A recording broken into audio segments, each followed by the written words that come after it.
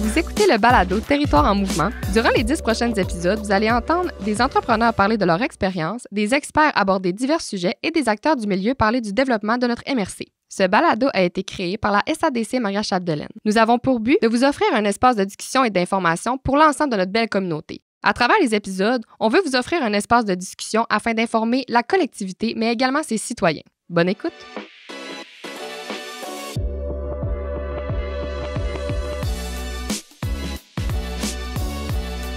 Bonjour tout le monde, bienvenue sur le balado Territoire en mouvement. Aujourd'hui, j'ai avec moi Michel Bouchard, tu es directeur général du groupe Agir. Exactement. Exactement ça. Et Robert Bouliane, et ton titre exactement, ben là, je le sais pas. Moi, je suis entrepreneur forestier. Dans le fond, je suis président de Forestier ARB. Très contente de vous recevoir là, pour aborder, bien sûr, pour connaître l'organisme Agir, mais pour en apprendre plus sur tout ce qui est la foresterie, donc le domaine forestier. Michel, j'aimerais savoir, pour commencer, Agir, qu'est-ce que c'est? Parce qu'il y a beaucoup de personnes qui ne savent pas ce qu'est l'organisation Agir, donc je te laisserai commencer avec ça. C'est difficile d'expliquer ça en quelques minutes, là, mais je peux vous résumer un peu c'est quoi Agir. On a du temps. Ça existe dans le fond depuis 25 ans. On fête notre 25e anniversaire en 2025. Ouais. Puis moi, je suis là depuis le début, depuis le tout début. Agir, c'est un organisme sans but lucratif, donc c'est une entreprise d'économie sociale qui regroupe 13 membres. Puis nos 13 membres, ben, c'est 13 OSBL aussi, qui poursuivent toutes la même mission, là, qui est de soutenir du développement socio-économique dans leur milieu. Fait que c'est une compagnie, c'est formé selon la partition des compagnies. Mais il n'y a pas de capital action parce que c'est un organisme sans but lucratif. Fait que le conseil d'administration, dans le fond, est formé des 13 membres qui, eux autres, nomment chacun un représentant qui siège sur le CA d'Agir. OK. Fait qu'en gros, là, c'est pas mal ce qu'est Agir. Fait qu'on rayonne dans notre milieu depuis 25 ans, puis le modèle n'a jamais arrêté de grandir, de bien grandir, puis on amène de plus en plus de retombées dans chacun des milieux. Là. Les 13 corporations membres, dans le fond, ce qu'il faut comprendre, c'est qu'il y a 12 municipalités. Fait qu'il y a 12 corporations locales qui travaillent de pair avec leur municipalité pour faire des projets structurants chez eux. Puis la 13e, bien, c'est le TNO de Proulx. Fait qu'il n'y a pas de municipalité, mais c'est le TNO de Proulx qui est une communauté aussi. Fait qu'en ayant les 13 corporations membres, bien, on rayonne nos retombées, puis ça rayonne sur tout le territoire de la MRC. C'était la volonté vraiment du CA depuis 5-6 ans là, d'agrandir le membership pour rayonner sur tout le territoire de la MRC. Puis quand que j'étais allée à la présentation que Agir a fait il y a quelques temps, tu disais que le modèle, c'était le premier à avoir été, tu sais, votre modèle d'affaires, là, comment que l'organisme est bâti. Tu sais, tu me disais que c'était le premier ici. Bien, le modèle en tant que tel, tu sais, il y a plusieurs entreprises d'économie sociale qui travaillent dans différents créneaux puis qui ont différentes structures de gouvernance, mais celui qu'on a développé dans Maria-Chapdelaine depuis 20 ans, tu sais, on a comme constitué, dans le fond, un réseau d'entreprises d'économie sociale, puis qui travaillent en zone de forêt de proximité, qui aménagent une ressource publique et collective qui est la forêt pour amener des retours de l'usufruit de l'aménagement de ces ressources-là dans le milieu. C'est ça qui est particulier puis qui est unique là, au Québec puis au Canada. OK, puis maintenant tu le vulgarises pour monsieur, madame, tout le monde. Oui. Tu me faire ça? Mettons quelqu'un qui n'a aucune connaissance du domaine ou rien, ou même du développement, il ne sait pas c'est quoi. Là. Il écoute ça dans son salon. Oui, bien dans le fond, on vient un peu en arrière. Fait que dans le fond, à la base, à la souche, le modèle, quand ça a démarré, il y a 20 ans, puis même avant qu'Agir soit créé, il y avait des corporations locales. Il y en avait 5. Tu sais, tantôt, je vous disais qu'aujourd'hui, il y en a 13. Au départ, il y en avait 5. Ça a démarré au début des années 90. OK. Puis les premières corporations, Saint-Thomas, à Normandin, Saint-Stanislas, c'était eux autres, là, les premiers balbutiements. C'est des bénévoles, dans le fond, à l'époque, qui se sont dit, ben on aimerait ça avoir, pas que l'industrie ou forestière n'amenait pas de retombées chez eux, mais quand même de façon modérée. Ils se sont dit, ben on aimerait ça que les retombées des activités forestières qui se font juste à côté de la municipalité, sur le territoire public, ça n'amène pas juste des retombées de poussière chez nous, dans le village. On aimerait ça que ça en amène plus. Fait que c'est la façon de l'imager. Fait que c'est là qu'ils ont constitué, les premières corporations se sont constituées en OSBL. Ils ont créé des liens avec l'industrie. Ils ont signé des ententes, mais là, c'était plutôt individualiste. Ils ne se parlaient pas trop, puis il y avait chacun leurs ententes avec l'industrie. Ils tenaient ça à bout de bras par des bénévoles. Fait que, dans le fond, ça l'a opéré comme ça jusqu'en 2000. Et à un moment donné, ben là, ils ont commencé à se parler, puis ils se sont rendus compte qu'il y aurait peut-être intérêt à mutualiser des affaires et à s'entraider. Fait que là, il y avait une évaluation, une analyse qui avait été faite par M. Gérald Lebrun à l'époque, qui travaillait au cégep de Saint-Félicien. Puis lui, les recommandations qu'il apportait dans son rapport, après avoir fait le tour des activités des 5 corporations qui existaient à ce moment-là, ben, une des recommandations, c'était de mutualiser les interventions, les administrations, les gestions, les supervisions. Fait que c'est comme ça que ça a démarré. Que ça s'est bâti. Ouais. Puis aujourd'hui, ben, à l'époque, les volumes d'opération, c'était peut-être 50 000 mètres cubes. Puis aujourd'hui, ben, avec nos entrepreneurs, on a 3 équipes de récolte, dont l'entreprise à Robert qui travaille pour nous, ben, on opère 230 000 mètres. Là. Fait que c'est fou. Ça, c'est en plus des autres départements, nos autres domaines d'activité. Mais le modèle a mûri, puis maintenant, ben, c'est une entente, c'est un contrat regroupé, fait que, dans lequel toutes les corporations peuvent avoir un retour sur l'usufruit. Mais le partenariat avec l'industrie, ben, lui, il existe depuis ce temps-là, puis il est toujours, puis il n'a jamais arrêté de grandir. C'est vraiment... Ouais. Je savais pas que c'était... Je savais que c'était gros, mais je pensais pas que c'était aussi gros que ça, mettons. Là. Puis là, ben, tu parlais que vous faites affaire avec des entrepreneurs forestiers comme Robert. Fait que toi, mettons ton implication, est-ce que tu es un employé à part entière? Tu es un sous-contractant? T'sais, comment que ça fonctionne, ton implication dans l'organisation? Ben, moi, j'étais comme un sous-contractant pour Michel, comment dit. J'ai mon équipe j'ai 6 employés. Ben, on est 6 avec moi, mais dans le fond, moi, j'ai mon créneau à moi, mais mes employés, je gère ma coupe de bois. Puis après ça, ben, Michel, il est en arrière de moi pour tout superviser. OK, puis tu as vraiment ton entreprise. Ouais, moi, j'ai mon Québécois, moi, j'ai mon entreprise. Je gère tout le côté finance, toute la gestion d'une entreprise. Au même niveau que Michel, moi, j'ai une entreprise de moins grosse envergure, mais j'ai toutes les mêmes spécifications. Fait que c'est vraiment sous-contractant. Vous êtes 3 au total à avoir... il y a 3 sous-contractants. Ça a tout le temps été aussi la volonté du conseil d'administration d'agir. On ne voulait pas commencer à avoir des actifs, d'acheter des équipements. Ouais. Tu fais de l'entretien aussi, là? Oui, puis tu sais, depuis tantôt, je vous parle d'organismes sans but lucratif. C'est tous des administrateurs bénévoles. Fait qu'on se voyait pas, là, tu sais, commencer à aller changer un moteur, faire des changements d'huile. Puis c'était pas vraiment notre dada. Fait qu'on s'est assuré de se créer autour de nous autres, tu sais, tous nos sous-traitants. Tu sais, Robert, c'en est un. On a 2 autres équipes de récolte qui travaillent à l'année pour nous autres. Les camionneurs, les excavatrices qui font des chemins, et ainsi de suite. Tu sais, c'est une 60aine d'employés. Quand on fait le décompte, agir au bureau, on est 10. Mais tantôt, Robert disait que dans son équipe, les autres, ils sont 6. Quand tu regardes le staff qui travaille dans les autres équipes de récolte, la voirie, le transport, le chargement, l'entretien, bien, c'est 60 emplois. Là. Mais nous autres, c'est tout en sous-traitance. Puis on travaille tout le temps avec les mêmes fournisseurs. Parce que si on est rendu là aujourd'hui, c'est grâce à eux autres. T'sais, il s'est développé, moi je dis souvent, Agir, là, c'est une famille. Ouais. Autant avec nos membres, c'est une famille. Oui. On travaille dans un but commun de soutenir le milieu. Puis avec nos entrepreneurs, ben c'est pareil. Si les résultats sont là puis ça va bien, ben on s'arrange pour que les membres de notre famille restent avec nous autres. Puis c'est eux autres qui nous permettent de continuer de grandir puis de développer ce modèle-là. Que la croissance continue. Ben oui, c'est là, ça. Là. C'est ça. Puis quand à la rencontre que justement je suis allée, tu disais que c'était la collaboration, le cœur de tout, parce que vous ramez tout dans le même sens. Exact. C'est justement ça qui fait que l'entreprise puis que l'organisation peut grossir puis que vous atteignez vos objectifs. Là. Puis notre marque de commerce, ben, c'est de travailler dans les forêts du Sud où il y a beaucoup d'utilisateurs. Notre autre marque de commerce, c'est qu'au niveau de la qualité de façonnage, qualité de nos résultats comme exécutants, là, autant au niveau forestier que dans les autres domaines, bien, on a mis des standards de qualité qui sont vraiment hauts. Puis c'est grâce à nos entrepreneurs. Là. Eux autres aussi, ils sont consciencieux. Puis les standards de qualité, bien, c'est eux autres qui se les mettent haut aussi. Là. Parce qu'opérer en forêt, pour certains gens, ça peut paraître simple, mais c'est les normes puis les exigences au niveau environnemental, au niveau de la gestion contractuelle. Là. Moi, j'étais là, il y a 20 ans. Là, fait que j'ai vu migrer ça aussi. Là. J'ai vu évoluer.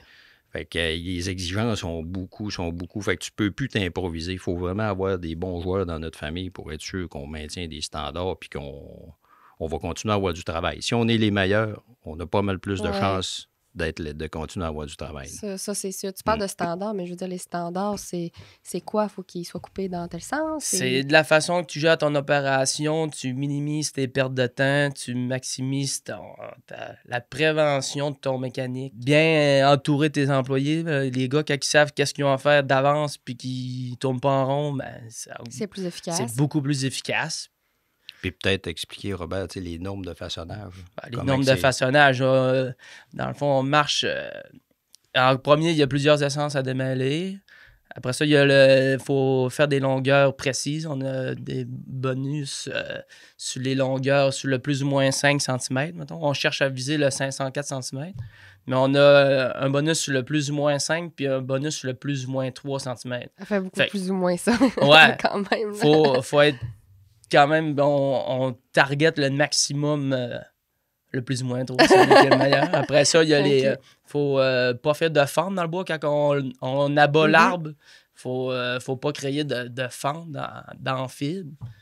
Après ça, il y a les billes à blocage. Ça, c'est les arbres qui sont croches. Souvent, il y a des fourches. Le fin bout de l'arbre, il faut aller à un diamètre précis aussi.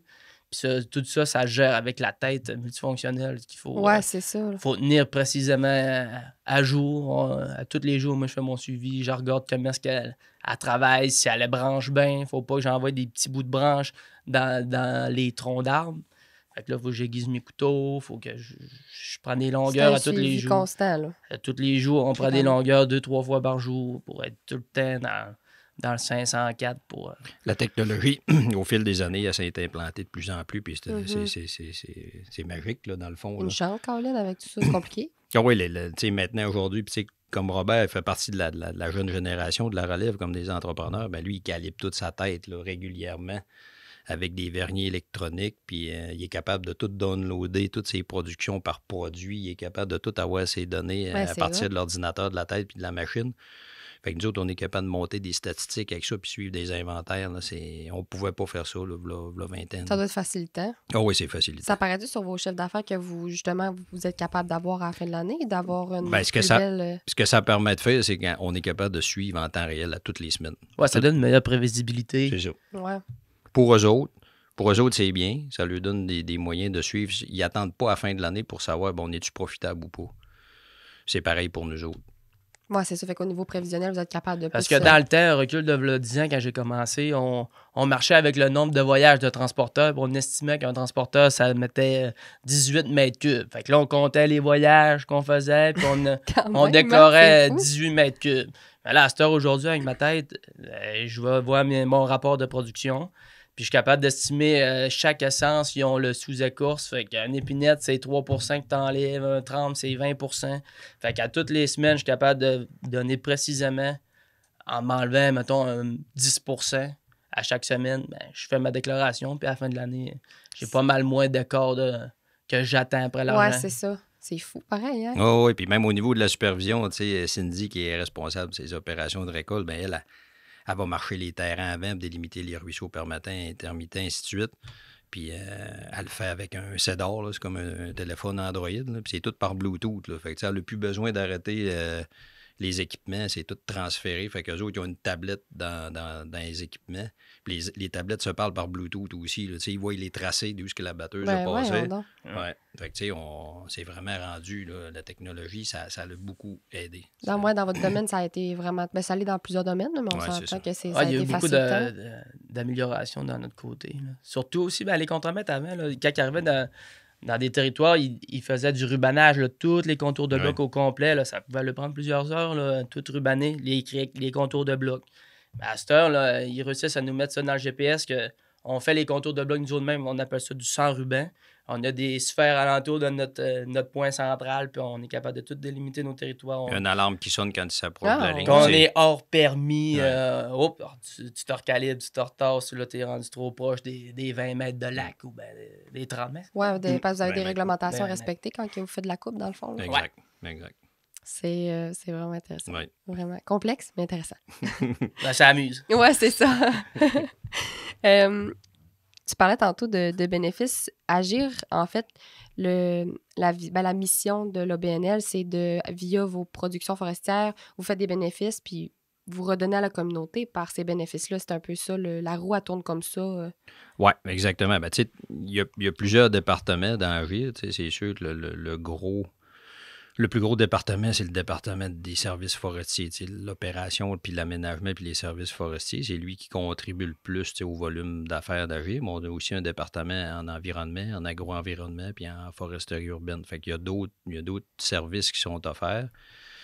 Ce qui est important de dire, c'est qu'Agir, on n'a pas de... Je vous disais tantôt, on est un OSBL, une entreprise d'économie sociale, on n'a eu qu'un financement public. Au début, oui, là, ça a été soutenu par le milieu, l'initiative, au début, il y a 20 ans avant. Mais depuis qu'on a notre charte, là, 2006, on est complètement autonome financièrement. Fait que, l'objectif, c'est, même si c'est un organisme sans but lucratif, souvent, il y a eu des préjugés par rapport à ça. Moi, je me rappelle, quand j'ai commencé, il y a 20 ans, on me demandait pour qui je travaillais. Quand tu disais que tu travaillais pour un OBNL, ben automatiquement, vous vivez de subventions. Oui, c'est ça. Là. Ouais. Mais c'est encore présent, cette mentalité-là, des fois. Moins, mais oui. Mais oui, on l'entend encore. Ouais.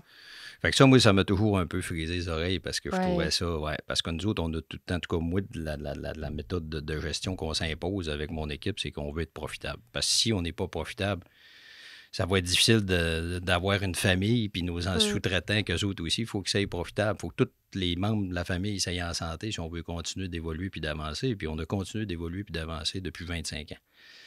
Fait que dans le fond, l'objectif, c'est d'être profitable, puis ça paraît fou à dire pour un organisme sans but lucratif, mais on veut en faire le plus possible. Fait que en faisant le plus possible, bien, ça veut dire qu'on va avoir le plus de retombées possible dans le milieu. Fait que ce qu'on fait à la fin de l'année, ben, notre année financière est au 31 mars, on fait des états financiers comme tout organisme, comme toute entreprise. On suit ça de proche toute l'année, mais c'est vraiment à partir des chiffres de la fin de l'année. C'est vraiment à partir du profit. À partir du profit, on fait un calcul de surplus libre. Tout ça est encadré dans une politique.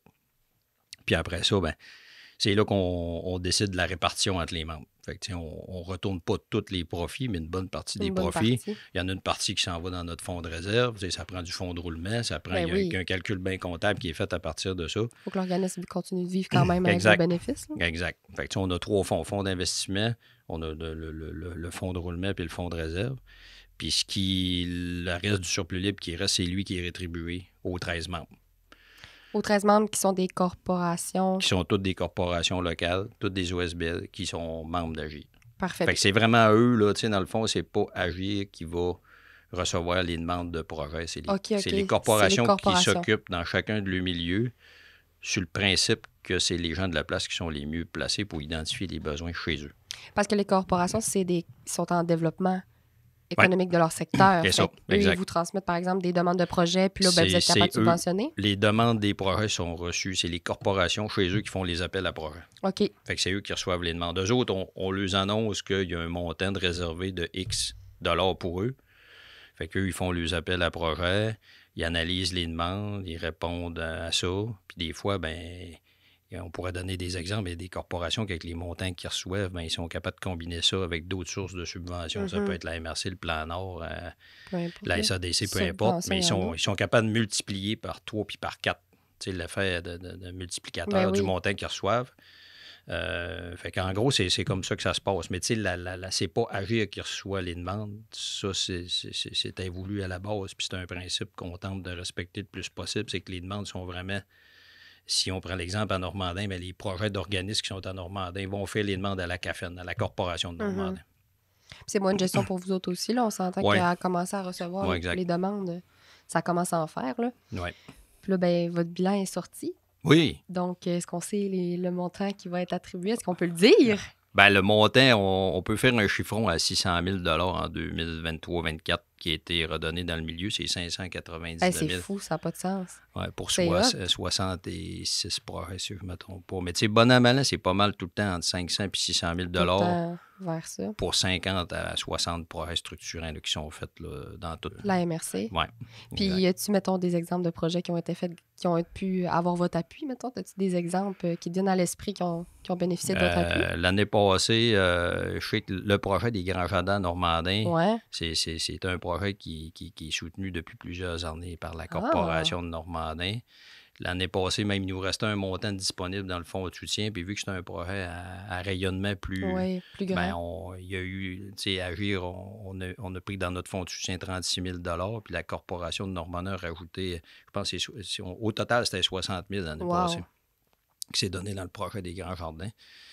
Mais on pourrait en nommer plein, là. Tu sais, dans chaque village, il y a du développement. Oui, c'est ça. Ça peut être des cafés communautaires, ça peut être... il s'est même fait aménager des garderies. La garderie à Saint-Eugène, vous l'avez-tu subventionné? C'est à Saint-Thomas. À Saint-Thomas, le comité forêt, oui. Wow! À Saint-Eugène, eux autres, ils ont fait la patinoire. Oui. Ils ont fait la pompe track. La pompe track, en fait, c'est cet été, là. Oh, oui. Ah! Mais tu sais, à chaque année, c'est entre 50 et 60 projets, là. Fait que c'est de toute nature. C'est une grande aide que ça donne à la communauté. C'est fou, là. C'est un gros montant. Puis ça, c'est annuel, ce montant-là? Oui, c'est annuel à tous les ans. C'est incroyable. C'est un bel effet de levier. Tu sais, quand on sait que les budgets du monde municipal sont de plus en plus serrés, fait que ça fait... Puis les fonds qui sont retournés à la corporation, que la corporation peut mettre à profit dans son milieu, mais c'est considéré comme des fonds privés, c'est pas des fonds publics. Fait que, tu sais, dans un montage financier, ça peut être facilité. Oui. Ça peut aider à les décrocher d'autres sommes. Vraiment. On parlait tout à l'heure que tu es entrepreneur forestier, Robert. C'est quoi être entrepreneur forestier? Est-ce que c'est difficile? Parce que, tu sais, là, ça sort partout dans les médias à quel point que le monde, tu sais, forestier, c'est difficile. Là, je ne vais pas rentrer dans le sujet non plus. Là, tu sais, il y a comme vraiment beaucoup d'enjeux par rapport à ça. Fait que toi, en tant qu'entrepreneur forestier, tu comment? Y a-t-il des difficultés que tu rencontres? Je sais que tu travailles, tu es sous-contractant pour Agir, donc c'est...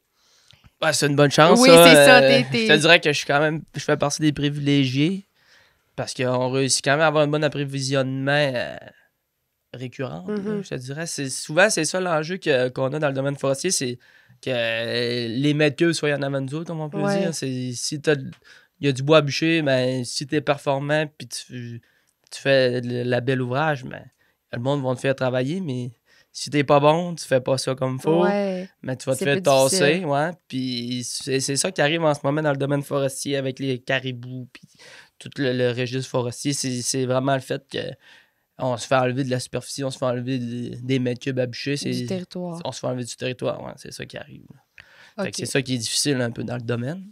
Mais toi, vu que justement, ben, tu as la chance d'être dans la famille d'Agir, ben, c'est sûr que ça doit être facilitant. Ouais, mettons que ça donne une bonne chance aussi. Côté main-d'œuvre, je te dirais qu'on se comptera pas de mensonges.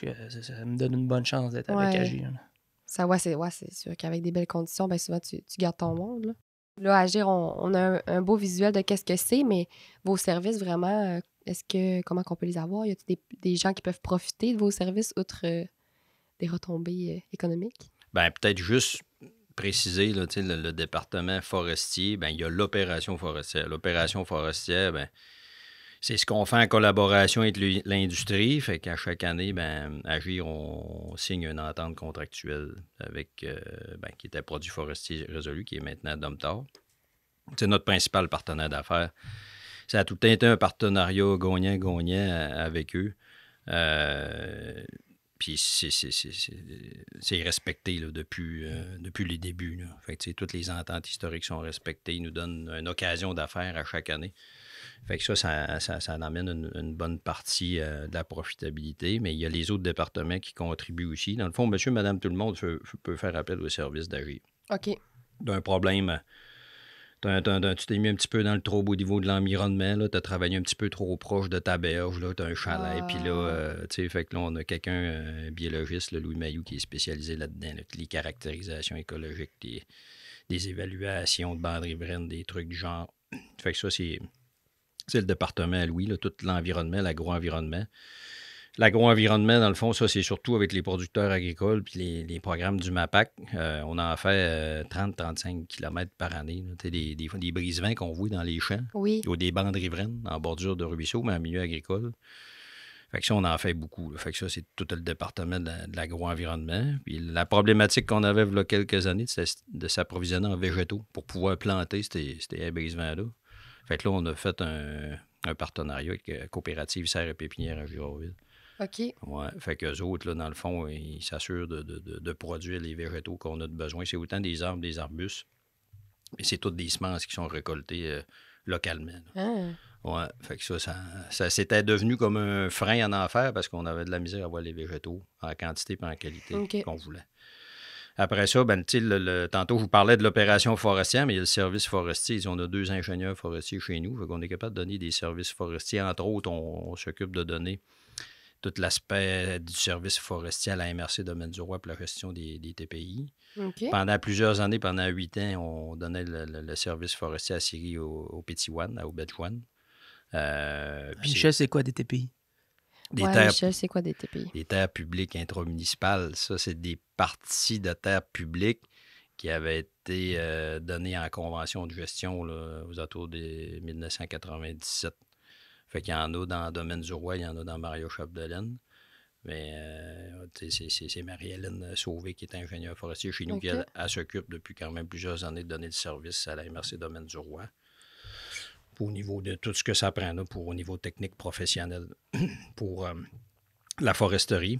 Ensuite de ça, en parlant de Marie-Hélène, elle était spécialisée quand on l'a embauchée, elle est spécialisée en foresterie urbaine. Fait que, tous les parcs urbains, vraiment les arbres en milieu urbain, là, c'est sa spécialité. Fait que ça, c'est le genre de service qu'on peut offrir aussi. Fait que, on a travaillé à des projets récréatifs, là, des aménagements de sentiers pédestres, la passerelle de la P49. Là, on a travaillé à en faire des bonnes parties. Les bonnes parties, c'est nous autres qui avons construit.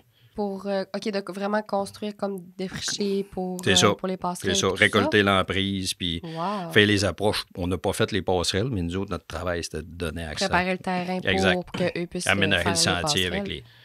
Puis vous récoltez le bois, j'imagine, fait qu'on s'entend qu'il n'y a pas de perte, puis que c'est... Exact. Fait que vous voyez, c'est vraiment agir. Souvent, on me demande ce que c'est, mais c'est tellement de choses. Oui, vous pouvez faire tellement de choses que...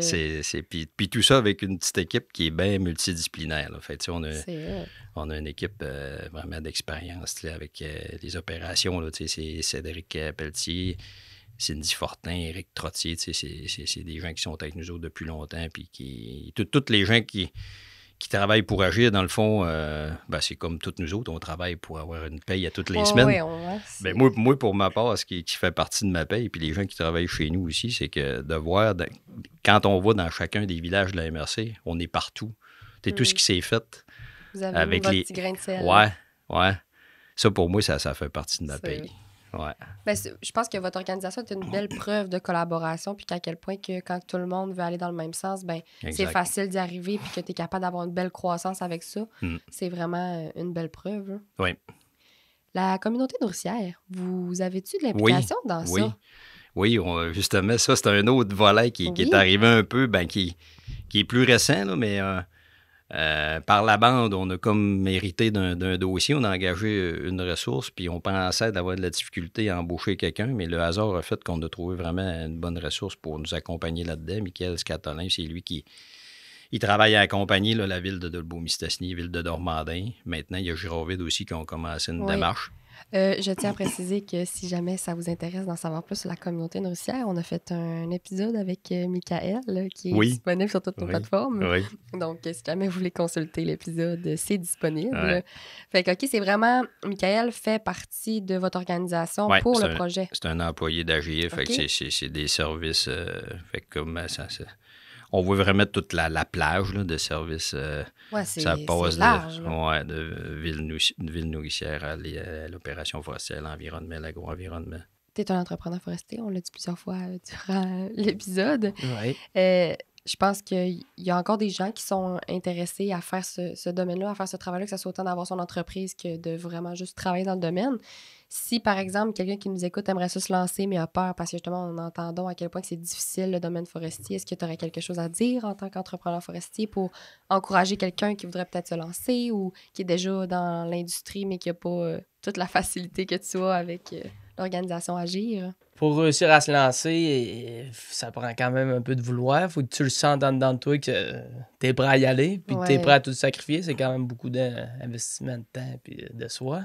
Oui. Et non, mais ce que je pourrais dire comme conseil, c'est vraiment de bien s'entourer, prendre les conseils du monde compétent qui sont déjà dans le domaine. Il y a des bons entrepreneurs, il y en a beaucoup ici dans notre entourage là, qui ont eu des années quand même difficiles. Là. Il y en a eu plusieurs, des boutrophes. Ouais. Fait qu'il y en a bien s'entourer, puis essayer d'aller chercher des formations le plus qu'on peut.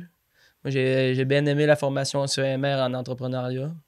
Je l'ai faite les premières années en 2020, j'étais inscrit. Ça, c'est un conseil que j'aurais à donner, c'est prendre tout ce qu'on peut, les informations qu'on a, à se faire offrir. Pour terminer, est-ce que autant toi, Michel, que toi, Robert, est-ce que vous aimeriez ajouter quelque chose que vous aimeriez partager à notre collectivité concernant le sujet d'aujourd'hui? C'est une bonne question.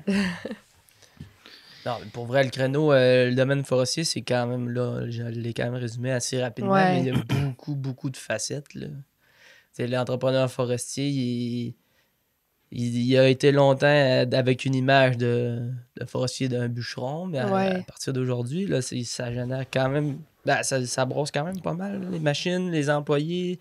Ça prend une bonne structure d'entreprise maintenant. Faut que tu vois, il y a beaucoup de facettes côté RH, côté gestion, côté ton entretien. Faut que tu planifies quand même à long terme. Comme une entreprise à part entière. T'es plus un bûcheron avec 3-4 gars. T'es pas en avant de ton arbre avec ta scie mécanique puis tu mets ce bois à terre. Il faut que tu penses ton 6 mois d'avance, ton 3 mois d'avance, l'année prochaine, ce qu'on fait. Bien t'occuper de tes gars, savoir s'ils sont en forme, s'ils sont prêts à leurs besoins. Ça fait partie. C'est sûr que t'es un très bon patron. En tout cas, t'as des bons coachs autour de toi, puis à t'entendre, là, ça a l'air de bien aller. Faire du pouce un peu, ce que Robert a dit, le monde forestier a changé. On l'a vu évoluer depuis 20 ans.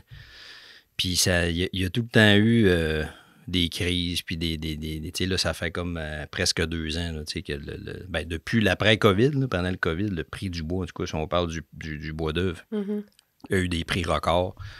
Mais durant la COVID, c'était fou. Le prix du 1000 pieds là, était extrêmement... Oui, c'est vrai, le prix du bois était élevé. Mais l'après-COVID, aller jusqu'à maintenant, là, ça remonte un peu, mais c'est pas le fait que là, les acheteurs achètent du bois avant l'arrivée de la surtaxation américaine.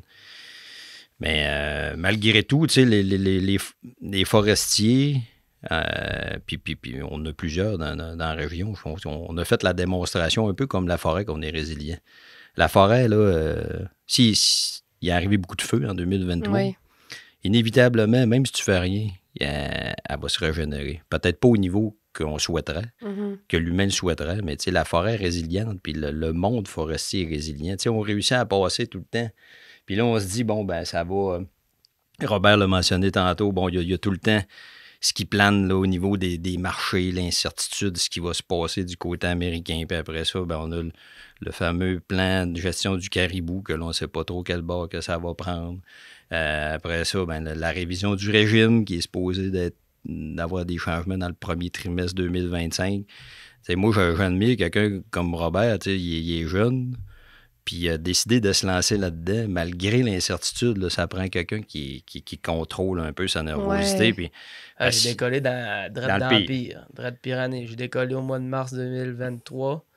Puis on a opéré 3 semaines, on a tombé dans les arrêts du printemps. Puis on a eu le gros feu en 2023, qu'on a eu un mois d'arrêt. Ouais. Puis j'ai travaillé 3 semaines. On était 3 mois, pas de rentrée, vraiment de liquidité. C'est fou. Après, on a redécollé. Puis souvent, là, c'est moins vrai aujourd'hui parce qu'on dirait que les gens se sont habitués à vivre avec ça, mais souvent, comme employeur, là, 10-15 ans, on embauchait des gens et on se faisait souvent poser la question, mais es-tu capable, entre guillemets, de me garantir du travail? La réponse a tout été non. Ouais, Jamais. Puis eux autres non plus. Jamais. Sauf que ce que je dis, par exemple, donnons de la qualité des résultats, rendons-nous le plus indispensable possible. En tout cas, on va mettre les chances de notre bord pour pas en manquer. Essayer de. Puis à date, ça a jamais arrivé. Mais parce qu'on veut être les meilleurs, puis on réussit à être les meilleurs, puis on se donne la prévisibilité, puis on est en contrôle de nos affaires. C'est encore possible de vivre de la forêt. Mais ceux qui s'improvisent puis qui sont pas des bons gestionnaires, tantôt Robert le disait, si t'es pas un gestionnaire au niveau administratif, financier de tes affaires, si t'es pas un gestionnaire au niveau de tes ressources humaines, tes ressources matérielles, tes ressources financières, là, ça marchera pas. Parce que les marges sont tellement minces, tu peux pas t'improviser. Il faut que tu sois en contrôle, puis c'est à tous les niveaux. Parce que c'est ça, dans le créneau, il faut apprendre à investir. Il faut pas avoir peur de mettre de la grosse argent pour que ça roule bien. Ouais. Si tu veux, je me suis déjà fait dire, si tu veux contrôler l'inflation, il faut y aller avec l'investissement et la productivité.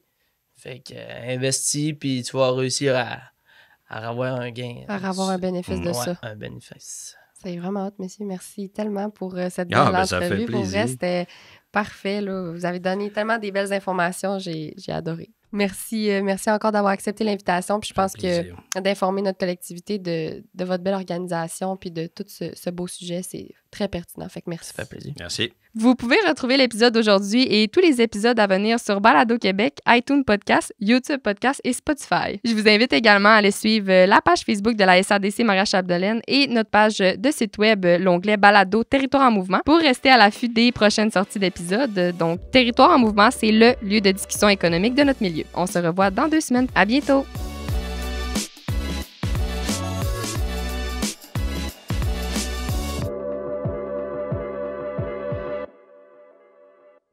Ce balado est produit en collaboration avec la Télé du Haut-du-Lac.